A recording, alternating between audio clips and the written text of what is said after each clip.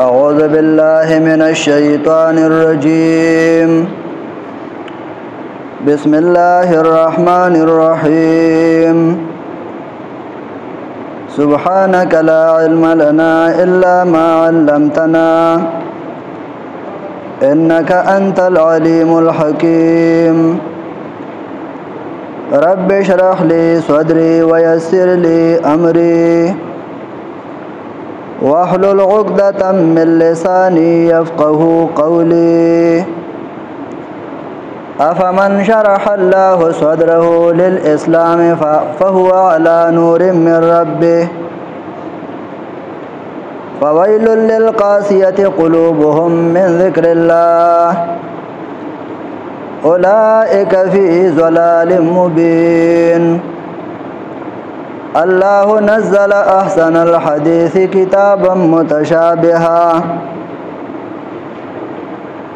كتابا متشابها مثاني تقشعر منه جلود الذين يخشون ربهم ثم تلين جلودهم وقلوبهم إلى ذكر الله ذلك هدى الله يهدي به من يشاء ومن يضلل الله فما له من هاد. درویشتمه سپاره ده سورۃ زمر آیت نمبر 2222. دا سورۃ د مضمون په اعتبار سره 15 سیو اوله ایسا کې شل آیاتونه هغه بیان شو. بیگانی سبق کې آیت نمبر 21 نا دویم باب شروع شوی او دویم ایسا شروع شوی او دا تر آیت نمبر 37 پورې و درشم پورې دغه اول اثبات د توحید او پایبانه ادله کلیو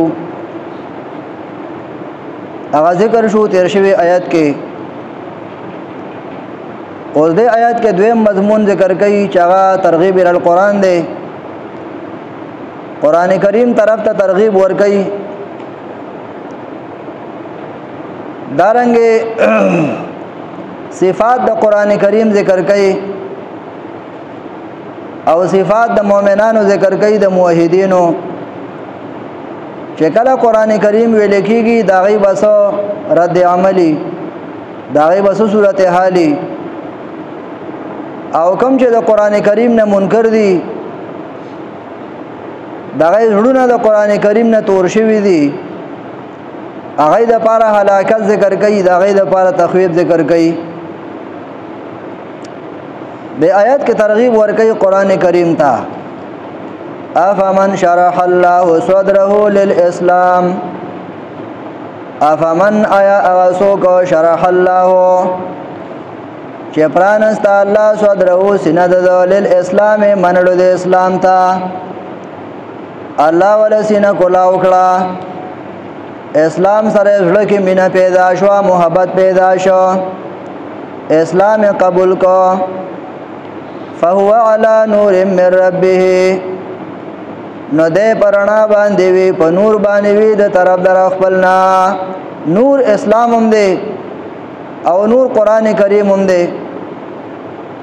فويل للقاسيه قلوبهم من ذكر الله هلاکت دې د پاره د تور ژوندو والو من ذکر الله د کتاب د الله نه چې دا ژوند د الله د کتاب نه تور شوی دی. دا الله کتاب ته توجه نه کوي دا الله کتاب ته نه کینی. اولئک فی ضلال مبین دا کسان دی په ښکارا گمراهی کې. الله نزل احسن الحديث کتابا متشابها. د آیت کې ترغیب ورکوي قران کریم ته او د قران کریم اسماء ذکر کوي اسماء حسنه ذکر کوي او دارنګي د قران والو د مؤمنانو د موحدینو د غي صفات ذکر کوي. الله چې نزل رالیږي احسن الحديث خسته بیان حدیث معنی بیان الله خسته بیان را لېږي خسته بیان نازلوي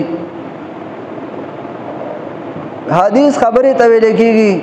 کلام ته ویل کېږي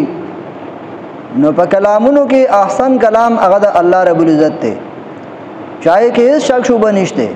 د انسان کلام کله خسته او کله خستنی کله رښتیايي او کله دروغي کله صحیح وي او کله د غلطونو ډک وي او د الله رب العزت کلام چې دی هغه احسن کلام دی احسن صيغه د مبالغه ده ډېر خسته بیان چې داغه د پاسه بل خسته بیان نه الله چې نزل علیه احسن الحدیث خسته بیان دا خسته بیان کم نه کتابن دا بدل د احسن الحدیث نه دغه مبدل منه دی الله علیه خسته بیان کتابن چا کتاب دے قرآن کریم دے متشابهن دایبر صفت دے متشابهن چې یو شان دي مضامین داغه د یو بل سره داغه مضامین د یو بل سره مشابه دي یعنی تشابه بعضه بعضا داغه ټول مضامین چې کوم دي نو هغه د یو بل سره مشابه دي څنګه مشابه دي یو دا چې متفق دي یو بل سره د قران کریم چې څومره مضامین دي نو یو مضمون د بل مضمون نه خلاف نه دي بلکې ټول مضامین د یو بل سره متفق دي یوفق بعضه بعضا یو معنی دا چې د قران کریم ټول مضامین چې دي هغه د یو بل سره موافق دي برابر دي تضاد پکې نشته چې یو دا یو سو یو بل دا ها چې کوم ځای کې چاته تضاد ښکاری نه به تضاد نه خو به پويږي نه لکه غنی خان بابا ویلو چې قران کریم کې برغه جبی دي یو ځای کې یو سو بل ځای کې برغه جبی نه دي یا قران باندې پوهید نه برغه جبی نه دي چې یو ځای قران یو سو بل ځای بل سوې منګه داغه نشاندهی کړي دا سو ځایا چې قران کریم یو ځای کې دا ویل دي او بل ځای کې دا وایي نو داغه منګه نشاندهی کړي دا او داغه منګه موافقت برابر کړي دي ویل دي چې یو لفظ دی قران کریم کې په غاړو مانو باندې راځي کله یو ځای په یو مان راغلی او بل ځای په بل مان راغلی لکه تاسو ته به مثال وام چې یو ځای قران کې الله وایي ان الله لا يهدي القوم الكافرين الله هدایت نه کوي قوم کافرانو ته نو بل ځای وایي فاما ثمود فهديناهم ارج سمودیانو نو هغه ته موږ هدایت کړو نو سمودیان کافر نو او کافرو او الله وی ته ما هدایت کړو نو دا کوي دا برغه نه برغه جبی نه دي او یو ځای هدایت په یو معنی ده او بل ځای هدایت په بل معنی ده هغه ځای کې هدایت په معنی ده بیان ده فاما ثمود فهديناهم ارج سمودیانو نو هغه ته موږ بیان کړو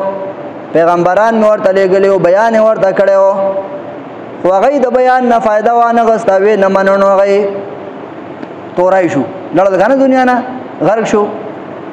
بل ځای چې الله وی ان الله لا يهدي القوم الكافرين نو دغه هدایت په خپل معنی نه دی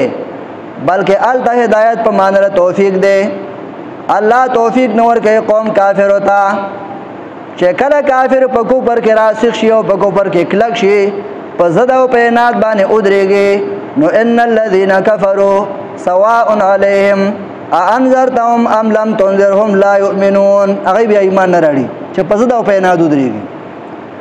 نو د قران کریم مضامین د یو بل سره مشابه دي د یو بل سره متفق دي د یو بل سره برابر دي کاغه توحید دی کاغه رسالت دی کاغه صداقت د قران کریم دی کاغه ایمان بالآخرت دی کاغه عبادت دی کاغه معاملات دی کاغه اخلاقیات دی د قران کریم چې څومره اوامر دی او څومره نواهی دی ټول دی او بل سره موافق او برابر دی دا چر د قران کې نشته چې یو ځای وي اقیموا الصلاه او بل ځای وي لا تقیموا شته بګي نشته بګي موافق دی متشابهن یو شان دی مضامین داغه دی او بل سره د انسان کلام چې کم دی نو پای کې با تضاد وی دا الله په کلام کې تضاد نشته ځکه دا د حکیم ذات کتاب دی په دنیا کې داسې یو کتاب نشته چې دا غلطای نه پاک وي هغه به غلطای خامخای چاته بډيري او چاته بلګي یو د الله کتاب د چدا د غلطای نه پاک دی چې په دې کې کم ځای کې دیو حرف خبره عمراله کنه یو حرف کې بدل شو او چاپ نه غلطی رااله چې هغه د ګورونو مضمون دی یو بل سره سمې نه خوري نه برابرېږي متشابهانه یو شان دي مضامین دا دی یو بل سره بل معنا دا چې متشابهانه یو شان دي مضامین د قران کریم د پخوانو کتابونو سره کم احکامات چې پخوا کتابونو کې اهم مضامین ذکر شویو اته مضامین هغه اته واړه مضامین قران کریم هم ذکر کړی دي قران داغه دی یو مضمون خلاف نه دی کړی کا توحید دی کا رسالت دی کا صداقت الکتاب دی کا ایمان بالآخرت دی او کا تنظیم دی کا آداب دی کا انفاق دی او کا جهاد دی متشابهه یو شان دی مضامین د قران کریم د پخوانو کتابونو سره مثانیه بیا مقرر کېږي یو ځای نه چې کوم ځای کې مسله د توحید ذکر شوی دا یو ځای کې ذکر شوی دا نو بل ځای هم ذکر کوي بل ځای هم ذکر کوي بل ځای هم ذکر کوي او مختلفو عنوانات سره ذکر کوي تقشعر منه جلود الذين تقشعر یریږي رپیږي منه د بیان د قرآن نا جلود الذين سرمن دا کسانو یخشون ربهم چې یریږي د خپل رب نا جلود سرمنه او مراتن آزادی بدنونه دي چې کله قرآن بیانېږي نو چې کوم خلق د الله نه یریږي دای په ورکه د الله رب العزت نه یره د خشیت الهی دی